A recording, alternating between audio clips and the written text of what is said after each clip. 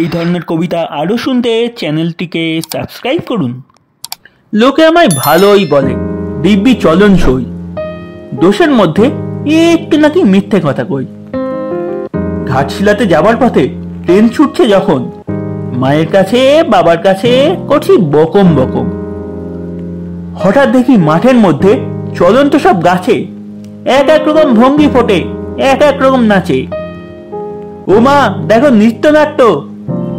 যেই বলছি আমি, মা বকি দেয়, বড্ড তোমার বেড়েছে ফাজলামি। চিড়িয়াখানার নাম জানো তো আমার সেজো মেশর, আদর করে দেখিয়ে দিলেন পশুরাজের কেশর। কদিন পরে চুল খোসানো দেওয়াল জুড়ে একই ঠিক অবিকল সেই রকম মূর্তি যেন দেখি।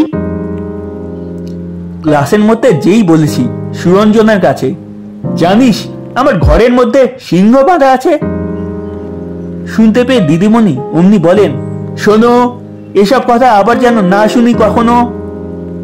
বলি না তাই সেসব কথা, সামনে থাকি খুব, কিন্তু সেদিন হয়েছে কি এমনি বেয়াকুব।